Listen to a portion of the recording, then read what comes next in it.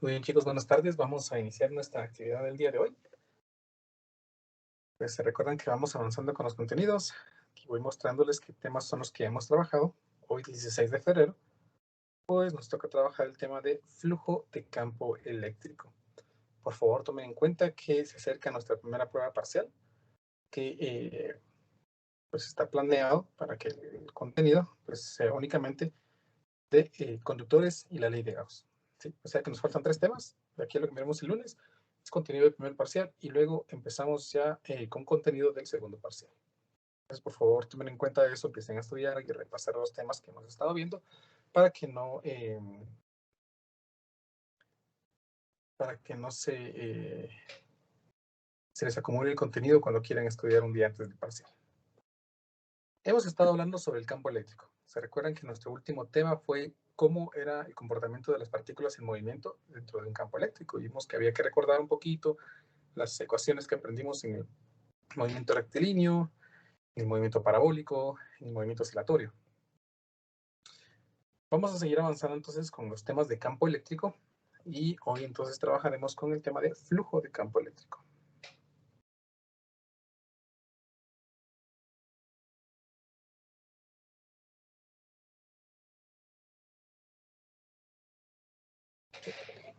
El flujo de campo eléctrico, no puse la fecha, hoy es 16 de febrero del 2022.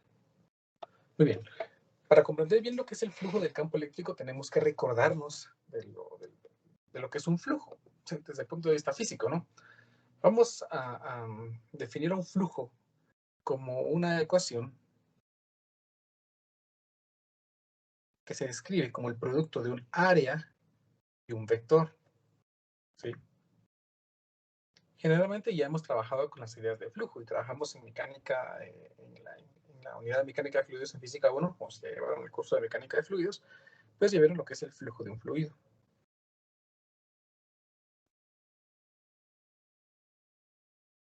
El flujo de un fluido queda definido como la multiplicación del área y la velocidad. ¿Sí? Para comprender un poquito más esto y hacerlo un poquito más extensa y más grande el concepto y las ideas, pues imaginemos lo siguiente. Supónganse que por aquí nosotros tenemos pues, una tubería.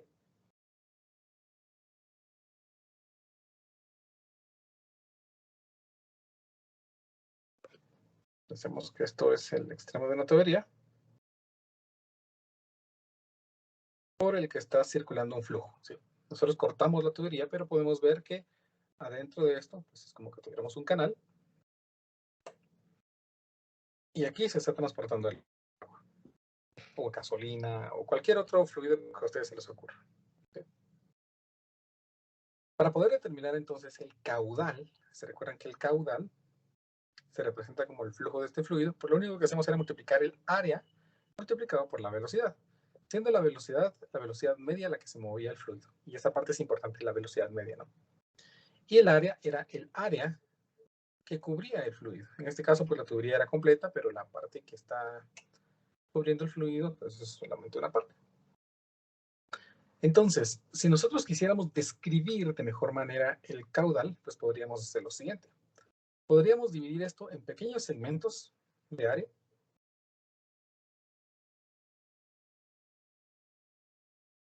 Pequeños segmentos de área, tan pequeños como ustedes se pueden imaginar, y determinar cuál es la velocidad de la partícula de fluido en este punto. Pues este podría ser en una dirección, ¿verdad? Podría ser perpendicular, podría ser en la dirección contraria del flujo, podría estarse moviendo hacia arriba, hacia abajo, en cualquier otra dirección. Porque realmente el fluido no tiene un flujo continuo, sino puede tener un flujo turbulento. Es decir, cada una de las partículas se está moviendo en distintas direcciones en un instante específico. Entonces, si en ese instante específico nosotros analizamos esto, nosotros vamos a tratar de definir cuál es la cantidad de agua, o de flujo, en este caso de agua, que está atravesando este pequeño cuadrito. Para eso, pues solamente me interesa la dirección o la componente de la velocidad que es perpendicular a este trocito de área. De tal forma, entonces, que nosotros podríamos decir, bueno, que nuestro diferencial de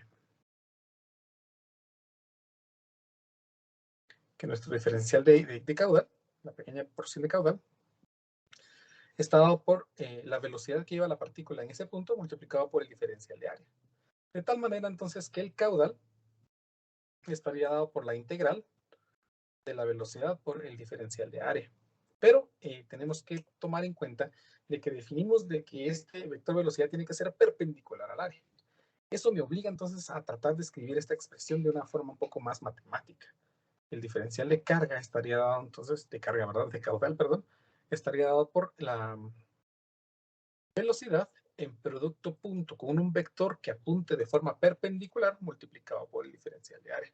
Extendiendo entonces esta integral a escribirlo de esta manera. El producto punto con un vector normal. Entonces aquí estoy multiplicando dos vectores. Un vector que es el vector velocidad y el vector normal que apunta perpendicular al área que nosotros estamos visualizando. Esta sería, pues, por así decirlo, la extensión de la expresión que define el caudal, ya desde el punto de vista un poco más matemático. Cuando nosotros estamos explorando el campo eléctrico, pues va a suceder algo muy parecido a lo que sucede en un flujo, el flujo de fluido. Porque supónganse que nosotros estamos en un entorno en el que existe un campo eléctrico. Y para hacerlo sencillo, pues pensemos que tenemos un campo eléctrico uniforme. ¿Se recuerdan que definimos que el campo eléctrico uniforme tiene la característica de que todas sus líneas de campo son paralelas entre sí y tienen un mismo valor, ¿verdad? Entonces ahí está el campo eléctrico. Y supónganse que nosotros le atravesamos a esto un área. Y queremos determinar cuál es la totalidad de campo eléctrico que está atravesando esta área. Pero pues el campo eléctrico no es un flujo, no es un fluido. Entonces podríamos traducirlo como que queremos intentar medir o contar todas las líneas de campo eléctrico que están atravesando esta área. Pues la idea es muy parecida al caudal. Nosotros necesitamos determinar pues cuánto campo eléctrico está atravesando esta área, cuántas líneas de campo están atravesando. A este tipo de flujo, el que estamos definiendo la cantidad de líneas de campo que atraviesan un área, lo vamos a llamar flujo de campo eléctrico. Se representa con esta letra, ¿sí? La letra phi mayúscula. Esta pues tiene la misma definición que el caso anterior. Lo que voy a multiplicar aquí es anteriormente el área y la velocidad. Pues lo que voy a multiplicar aquí es el área y el campo eléctrico. Esto es para cuando estoy seguro de que las líneas de campo eléctrico son perpendiculares. Pero ¿qué pasa si no? ¿Qué pasa si no? Pues tenemos que extender tenemos que extender la idea. Entonces, pues vamos a suponer que dividimos esto en pequeñas áreas, tan pequeñas como sea posible, y vamos a analizar la línea de campo eléctrico que está atravesando esto. Si es en otra dirección, pues solamente me interesa el campo eléctrico que sea perpendicular al área. Esto me lleva a la misma idea del flujo de un fluido, en el que el flujo de campo eléctrico en este caso estaría definido por la integral del campo, el producto punto con un vector normal multiplicado por el diferencial de área. Entonces, aquí tenemos dos expresiones, algo que se me olvidaba, ¿verdad? Esto es si el flujo y el campo son perpendiculares. Pero ¿qué pasa si no son perpendiculares? Antes de meternos a la otra ecuación, dejamos un espacio aquí. Y es que si el flujo de campo y el área no son perpendiculares, entonces el flujo de campo se definiría como el campo por el área por el coseno del ángulo. Así estoy garantizando de que únicamente voy a trabajar con la porción de campo eléctrico que sea perpendicular al área, en esta expresión. Por eso es que el producto punto surge. Entonces voy a definir aquí, pues este es el flujo de campo. Sí, este sería el flujo de campo, pero para cuando nosotros tenemos campos no perpendiculares al área.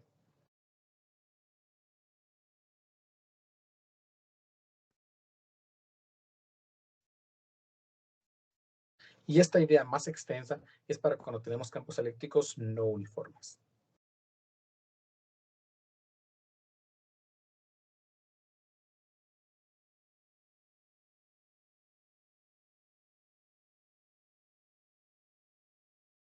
¿Sí? Al final, pues todas las expresiones representan lo mismo. La cantidad, intentan determinar la cantidad de campo eléctrico que atraviesa un área. Dicho de otra forma, pues intentamos determinar la cantidad de líneas de campo que atraviesan un área específica. Cuando el flujo de campo, bueno, el campo eléctrico y el área, ¿sí?, se intersectan de manera perpendicular, pues simplemente el área por el campo. Cuando no se intersectan de manera perpendicular, necesitamos utilizar un ángulo. ¿Y cuál es ese ángulo? Pues ese ángulo sería el ángulo formado, vamos a hacer aquí esto un poco más grande, entre el vector campo eléctrico y un vector que sea perpendicular al área que nosotros estamos analizando. En este caso, el ángulo que yo estoy trabajando sería este de aquí, siendo esto mi diferencial de área. ¿Estamos? Entonces, el campo, el vector normal siempre va a ser perpendicular al área, y el área pues sería el valor, la magnitud de esta área, ¿sí? Sin embargo, pues surge algo bien importante, y pues cuando nosotros estamos analizando esto, porque la perspectiva del área o de la línea de campo que atraviesa un área es circunstancial dependiendo de la posición en la que nosotros lo miramos. Tomemos nuevamente esta figurita y este campo eléctrico.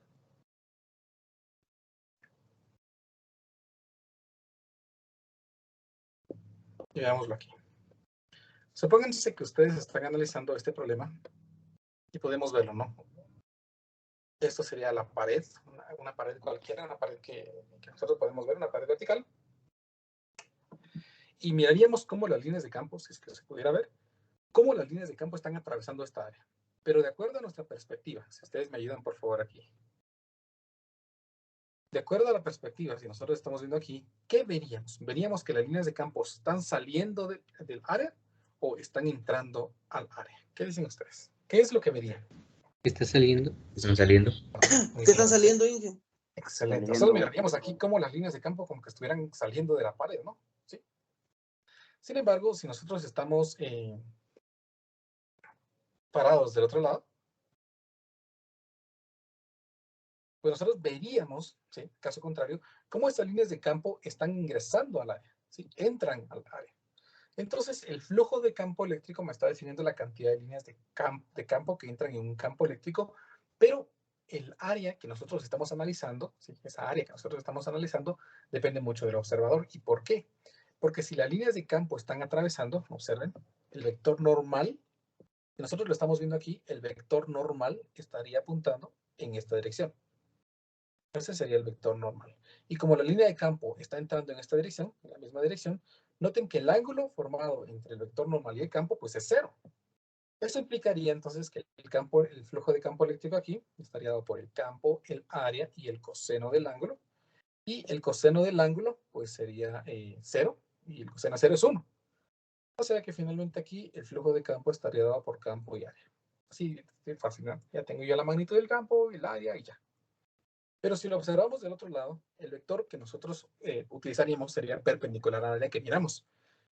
Nosotros miraríamos entonces un vector perpendicular en esta dirección, porque ese es el área que estamos viendo. Y el campo eléctrico apuntaría en dirección contraria. Y el ángulo formado entre estos ya no es 0, sino es 180 grados.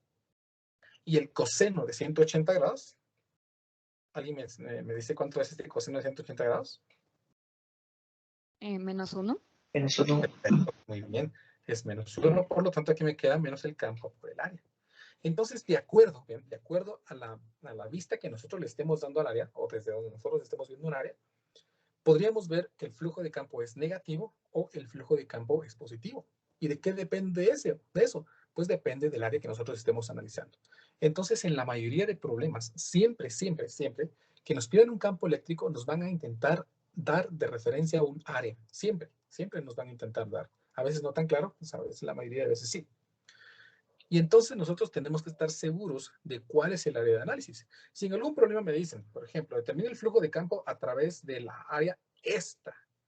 Bueno, entonces ya la persona que está aquí dice, bueno, entonces el vector, yo sé que el vector apunta en esta dirección. Y como el campo eléctrico se aleja de mí, pues entonces en esta área yo sé que el flujo de campo va a ser positivo. Porque ambos tienen razón aquí, de acuerdo a su perspectiva, porque no hemos entrado en un consenso de cuál es el área de análisis. Entonces, en base a esto, vean, en base a este signo, nosotros podemos definir algo aquí bien importante. Si el flujo de campo es mayor que 0, o sea, es positivo, nosotros estaríamos viendo que lo que tenemos es un flujo saliente de un área.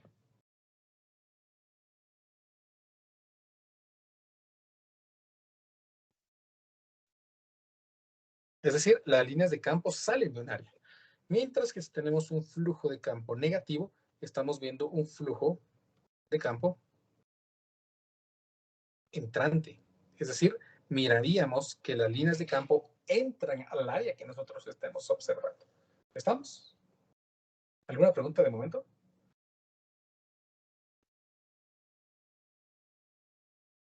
Muy bien.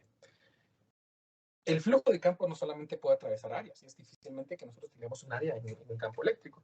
Generalmente lo que tenemos pues son sólidos. Podríamos tener aquí una cajita, por ejemplo.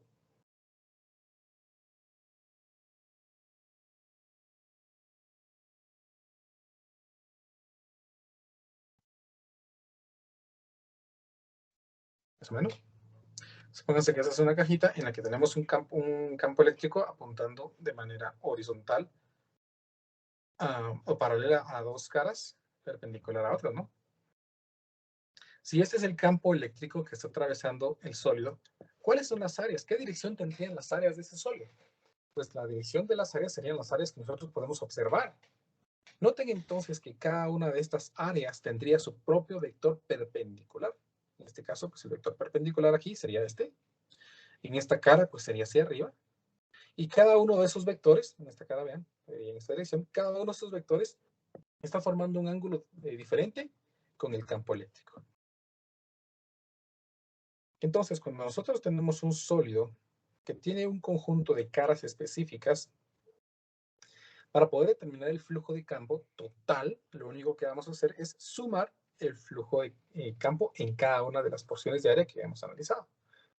Entonces aquí voy a poner que el flujo de campo total o el flujo de campo neto está dado por el flujo de campo 1 más el flujo de campo 2 más el flujo de campo 3 más así sucesivamente hasta el enésimo flujo de campo que nosotros tengamos en un sólido. ¿Sí? A esta expresión se le conoce como flujo de campo neto.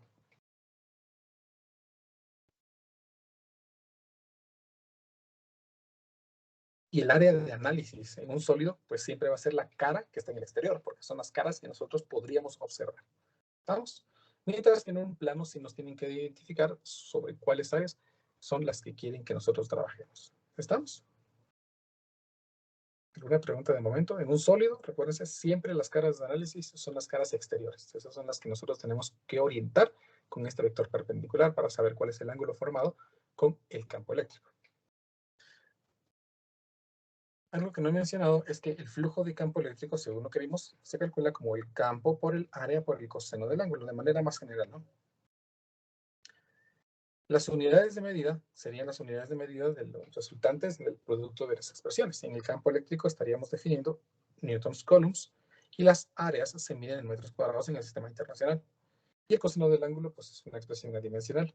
Por lo tanto, el flujo de campo eléctrico se mide, o su unidad de medida es en newtons metros al cuadrado sobre coulomb. Por favor, en Moodle vamos a escribir newtons, metros, sombrerito, 2 dividido coulomb para identificar, ¿verdad? Algo bien importante es que no tenemos que poner aquí una multiplicación, ¿sí? Y no tenemos que poner esos dos chiquititos que podemos escribir. Sino tenemos que utilizar pues, una simbología adecuada con el sombrerito. Estamos, y la C mayúscula porque es coulomb, ¿verdad? Esto es para evitar que Moodle les detecte alguna unidad de medida incorrecta, por favor.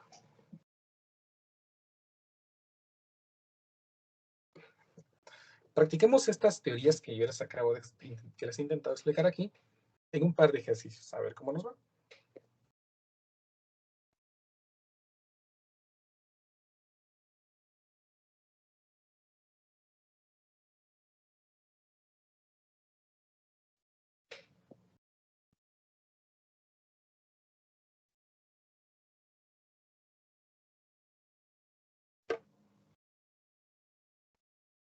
A ver, pues. Dice, la superficie cuadrada que se muestra en la figura 21, es una superficie cuadrada, ¿no? Mide 3.2 milímetros en cada lado, que es cuadrada, ¿no? Está inmersa, está dentro, en un campo eléctrico uniforme con E igual a 1800 newtons coulomb. Vean que es la magnitud, ¿verdad? Esa es la magnitud. Las líneas de campo forman un ángulo de 65 grados con la normal apuntando hacia afuera. Es decir, esta es la cara de análisis. Aquí me están intentando decir que la cara de análisis, la cara que yo tengo que ver, es esta de aquí. ¿Cómo se muestra? Calcule el flujo a través de la superficie. Se refieren al flujo de campo. Entonces, por favor, noten que el vector perpendicular es este de aquí. Ese es el vector perpendicular que yo tengo que analizar, o sea, es el área que yo debo analizar.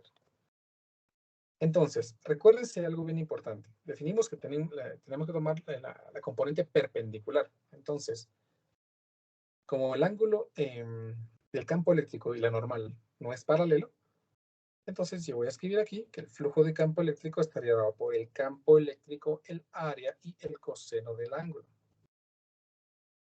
Y este ángulo es el ángulo formado por el vector campo eléctrico y el vector perpendicular área. Entonces, en este caso, esta expresión es muy parecida a una que ustedes trabajaron en física básica. Se recordarán de la expresión de trabajo, ¿no? El trabajo se definía como el producto punto entre dos vectores. Uno que es la fuerza y otro que es el desplazamiento. En este caso eran dos vectores. Pero cuando no teníamos vectores, pues simplemente transformábamos esto a fuerza-distancia por el coseno del ángulo, ¿verdad? Siendo el ángulo formado entre el vector fuerza y el vector desplazamiento. Así, por ejemplo, si un objeto se iba a mover en esta dirección y se le aplicaba una fuerza en esta dirección, el ángulo que yo analizaba era este de aquí, el ángulo formado entre los vectores. Lo mismo estamos haciendo aquí, con una pequeña diferencia, porque el área no es un vector, ¿verdad? El área, cuando ustedes compran un terreno, en el momento, si Dios lo quiere así, ustedes dicen, pues yo compré mi terreno de 200 metros cuadrados que apunta hacia el 45 grados al norte. No, el área es el área, ¿no? No tiene una dirección el área. Tiene direcciones sus linderos, pero no el área en sí. Entonces, como el área no es un vector, entonces se utiliza un vector que apunte de manera perpendicular, un vector normal a esa área. Entonces, aquí sería la misma idea. El ángulo que yo necesito aquí es el ángulo formado entre el vector campo y el vector perpendicular al área. Eso tiene que quedar bien claro, por favor, para que no se equivoquen cuando estén haciendo algún ejercicio. Noten entonces que este vector podría representar el vector campo eléctrico. ¿Sí? Pero la ventaja de los vectores es que son trasladables. Entonces, pues ese vector, yo en lugar de ponerlo ahí, pues lo puedo escribir aquí. Así, el ángulo formado entre el vector normal y el vector campo eléctrico sería el ángulo formado en esta posición. ¿Sí? Entonces, si ustedes me ayudan, por favor. De aquí hacia acá, porque es el mismo vector, tenemos un ángulo de 180 grados, ¿verdad? Pero si aquí hay 65, ¿cuál es el ángulo que se forma aquí? 115. Muy bien. Entonces aquí tenemos 115 grados. El ángulo formado entre estos vectores, entonces es 115 grados y no 65, por favor. A veces los problemas intentan confundirlos. Entonces, en este caso, el flujo de campo eléctrico estaría dado por el campo, que el problema me indica que es de 1800 newtons coulombs, 1800 newtons sobre coulomb, multiplicado por el área. Como la placa tiene 3.2 milímetros en cada lado, pues entonces aquí me quedaría 3.2 milímetros al cuadrado por el coseno del ángulo que acabamos de ver que es 115. Finalmente, entonces, el flujo, si nosotros ya ingresamos datos a nuestra calculadora, asegurándonos que esté en grados, me quedaría 1800 por 3.2 mili, o sea, por 10 a la menos 3 al cuadrado, por el coseno de 115 grados. Y esto me da un valor negativo, vean, de menos 0, bueno, pongámoslo en el sistema en el sistema de potencia de 10, que me quedaría menos 7.8 por 10 a la menos 3. ¿Cuáles dijimos que eran las unidades? Pues como es campo por área, sería newtons, metros al cuadrado, sobre coulomb. Y ahí encontramos el flujo. Démosle un significado a este signo. ¿Qué dijimos que pasaba si un flujo era negativo? Pues vamos a ver nuestras notas, ¿no? Porque aquí lo tenemos. Si un flujo es menor que 0, lo que me está diciendo es que el flujo de campo es entrante, o sea, entra al área que nosotros estamos observando. Vamos a ver. Y sí, nosotros miraríamos cómo las líneas de campo están ingresando al área que podemos ver. Todas estas líneas de campo ingresan y atraviesan el área. Por lo tanto, ese signo me está diciendo que el flujo de campo eléctrico es de 7.8 por 10 a la menos 3 newtons metros al cuadrado sobre Coulomb, entrando al área que nosotros observamos. ¿Me explico?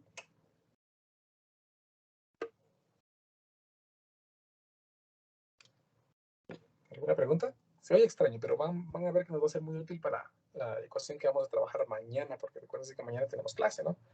En el horario del laboratorio, pero en el Teams que corresponde al curso. Inge, solo una duda. Dígame. Yo no entendí qué usó los grados de 115, digamos. Bueno, lo que pasa es que tengo que utilizar el ángulo formado entre los vectores. Así como cuando resolvíamos lo de trabajo. El ángulo formado entre los vectores, si está el vector distancia y está el vector fuerza, era este de aquí, ¿verdad? Entonces, si nosotros tenemos aquí un vector que apunta en esta dirección y tenemos un vector que apunta en esta dirección, el ángulo formado entre los vectores no es este, sino es el que nosotros tendríamos que colocar partiendo del mismo punto. Entonces, este ángulo es el que debo utilizar en mi ecuación. Si yo utilizo el de 65, pues obtendría la misma magnitud, pero positiva ahora, indicándome que tendríamos un flujo que sería saliente del área, lo cual no está cumpliendo con la definición que nosotros dimos. Entonces, siempre tiene que colocar usted los vectores que parten del mismo punto para poder localizar el ángulo entre esos vectores. ¿Me explico? Sí, gracias, Inge. Muy bien. Inge, perdone, tengo una duda. Dígame. En el 3.2 usted en la calculadora lo colocó ya como metros, ¿verdad? Sí, le puse 3.2 por 10 a la menos 3. Ah, ok, gracias, Inge. Barik. ¿Estamos? Si no hay otra pregunta, pues vamos a otro problema. Ok, mejor vamos a dejar. Sí, mejor resolvámoslo por acá.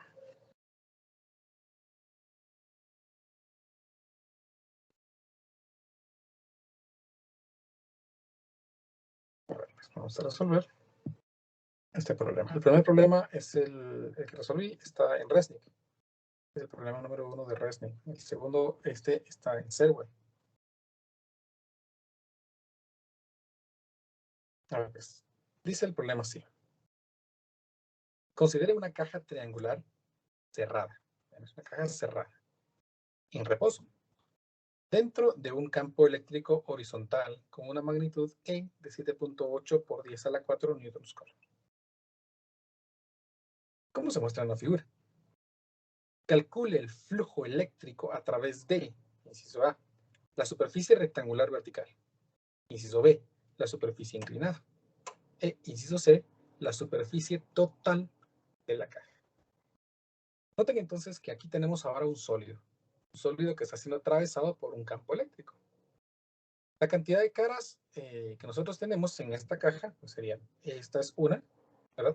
La otra que está aquí sería 2, esta que notamos aquí sería 3, la que está de base sería 4, y la que tenemos aquí atrás pues serían 5. Tendríamos 5 áreas en total. Y por lo tanto, pues hay campos, hay caras que están siendo atravesadas por el campo eléctrico, por las líneas de campo eléctrico.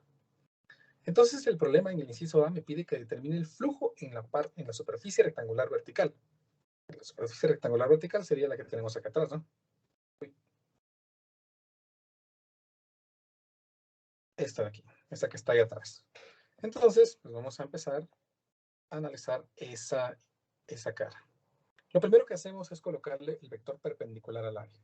Ese vector perpendicular al área sería un vector que nosotros podríamos colocar aquí, ¿verdad? Perpendicular a esa área. Más o menos así. Ese vector normal al área. Teniendo este vector, entonces, pues como la ventaja de este campo es que es uniforme, entonces el campo estaría dado, no, el campo no, perdón. El flujo de campo estaría dado por el campo, el área y el coseno del ángulo. A ver, ayúdenme por favor. De acuerdo a la ubicación de las líneas de campo y al área que tenemos aquí atrás, Si nosotros estamos analizando esa área, es decir, nosotros estaríamos parados aquí atrás y miraríamos qué pasa con las líneas de campo, ¿qué veríamos? ¿Que las líneas de campo estarían entrando al área o saliendo del área? Entrando al área. Entrando, Inge. Entrando al área. O sea que esperaríamos, ¿verdad? Esperaríamos de que para que sea un flujo entrante, nuestro resultado sea negativo, ¿verdad? Muy bien. Entonces veamos. Dado de que el campo eléctrico apunta en esta dirección, de acuerdo a la información del problema, y nuestro vector perpendicular al área apunta en la otra dirección, ¿cuál es el ángulo formado entre estos dos? 180. 180. Bien, 180. Entonces, para este caso particular, el flujo de campo estaría dado por el campo eléctrico, que el problema me dice que es de 7.8 por 10 a la 4. 7.8 por 10 a la 4 newtons sobre coulomb, multiplicado por el área. Y el área sería pues el área que estamos analizando. 10 centímetros de alto y 30 centímetros de largo. Entonces aquí me quedaría pues 0.1 metros multiplicado por 0.3 metros por el coseno de 180 grados, como ustedes muy bien me dijeron. Entonces tomemos en cuenta que esto es el área, ¿no? Si ingresamos datos a la cálculo, entonces aquí me quedaría 7.8 por 10 a la 4 por 0.1 por 0.3 por el coseno de 180 grados. Y veamos qué da. Y me da que tenemos un flujo de campo negativo, como esperábamos, ¿verdad? Porque tenemos un conjunto de líneas que entran al área. Entonces el flujo de campo aquí me quedaría como menos 2.340 newtons metros al cuadrado sobre coulomb. ¿Sí? Ahí estaría nuestro flujo de campo eléctrico. ¿Sí? Ese flujo de campo eléctrico, recuérdense, algo físico que describiría este flujo de campo es, trata de describir la cantidad de líneas de campo que pasan por un área, ¿no? En este caso, pues me estaría diciendo que esas líneas de campo entran al área. ¿Sí? Ese campo eléctrico está entrando al área. Luego el problema sigue, y en el inciso B me dice que determine el flujo de campo en la superficie inclinada. Entonces ahora nuestra área va a ser esta de aquí. Vamos a llamar a este vector que dibuja aquí nuestro vector N1. ¿Sí? Y aquí voy a dibujar otro vector que sea perpendicular a esta área de análisis. Entonces aquí sería esta área. Y voy a llamar a este mi vector N2, perpendicular al área. Para calcular entonces el flujo de campo, eso de la misma forma. El flujo de campo se calcula como el campo por el área por el coseno del ángulo formado entre el campo y el vector perpendicular al área de análisis. En este caso, entonces, pues necesito determinar este ángulo. ¿Qué se refiere a este ángulo de aquí? Para poder referenciar ese ángulo, pues vamos a utilizar un poquito de geometría.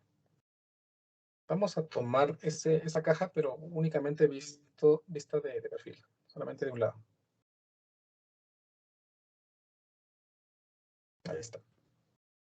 El ángulo de la caja, según lo que el problema indica, 60 grados. ¿Sí? 60 grados. Esta altura, según lo que indica, son 10 centímetros. Y el vector perpendicular que yo he dibujado, pues está colocado aquí.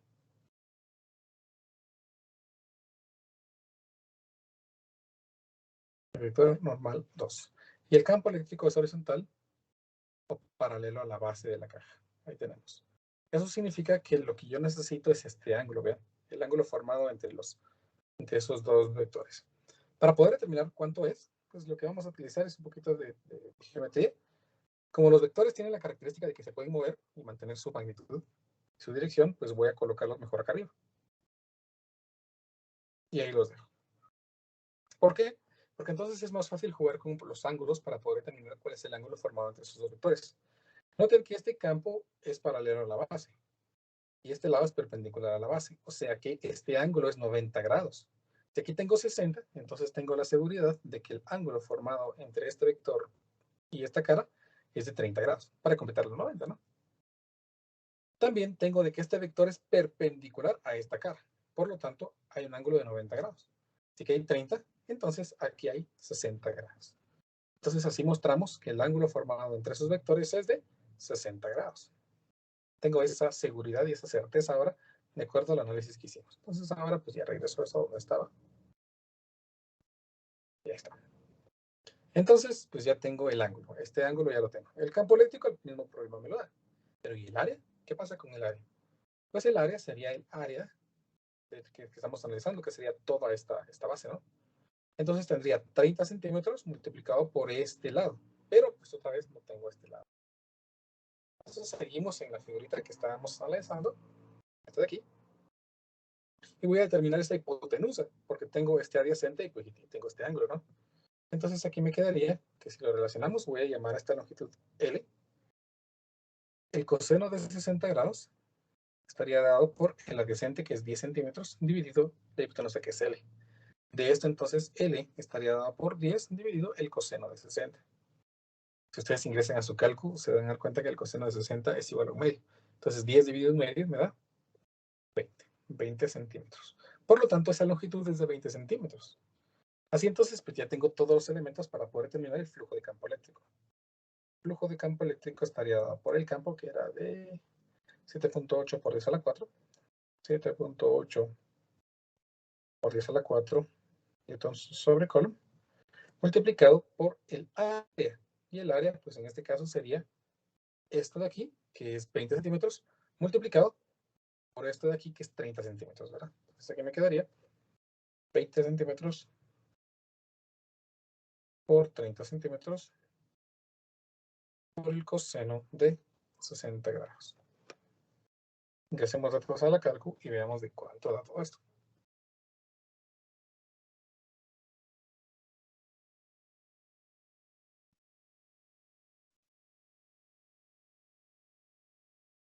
Y esto me da de 2.340 newtons metros al cuadrado sobre el Coulomb.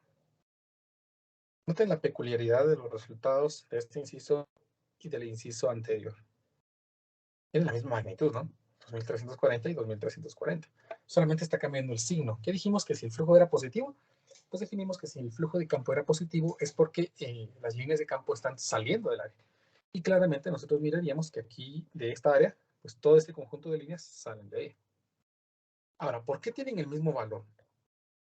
¿Por qué tienen el mismo valor? Pues vamos a la definición. El flujo de campo eléctrico intenta describir la cantidad de campo eléctrico que atraviesa un área.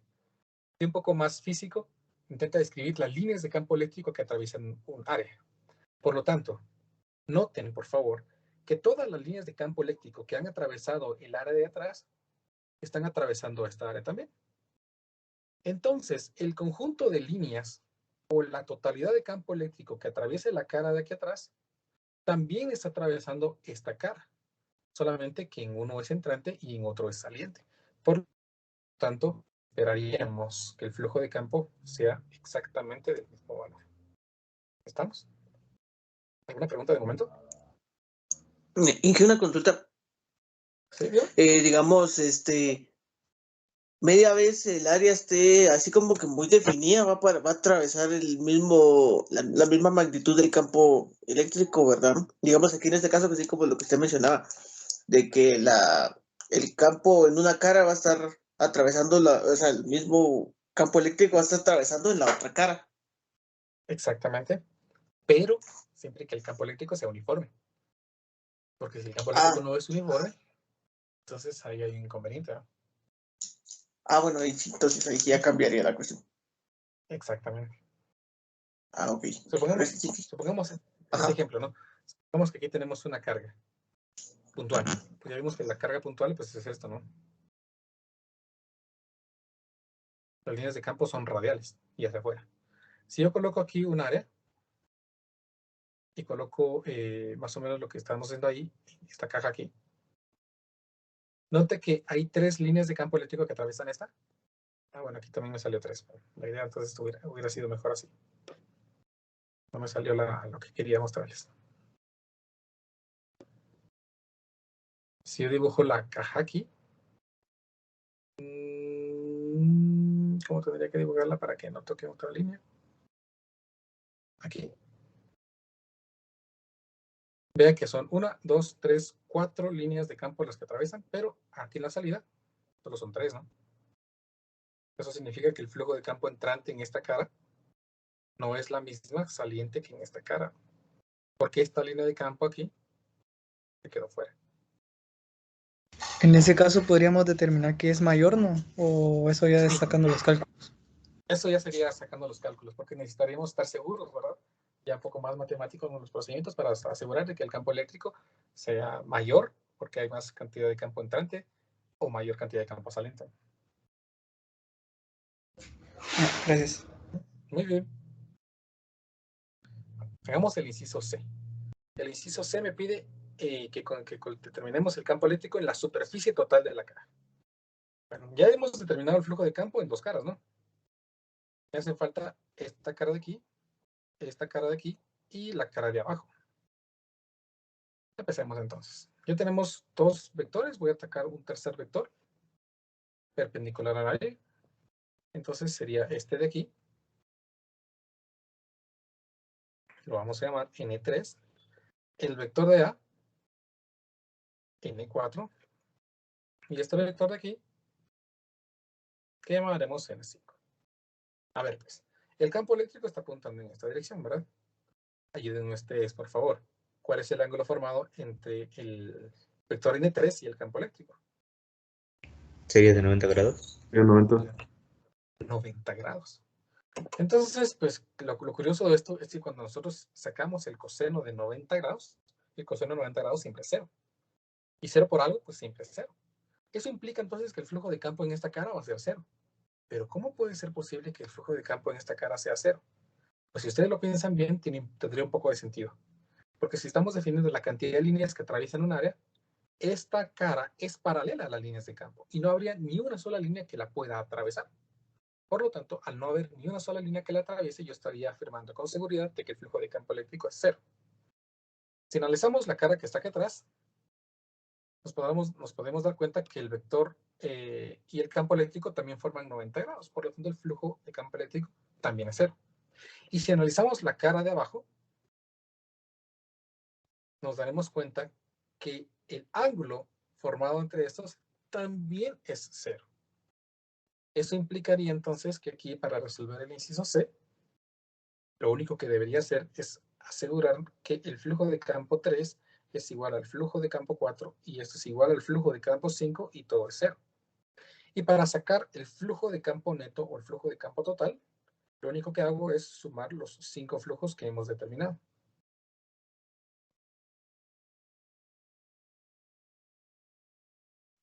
Que observen que 3 son 0. Entonces solo me basta con sumar los otros 2. La suma de los otros 2 sería menos 2.340 y del otro sería 2.340. Generando entonces que el flujo total a través de esa caja sea 0. ¿Estamos? Lo que me está indicando es de que no hay ni una sola línea de campo extra que no se atraviese en toda la superficie.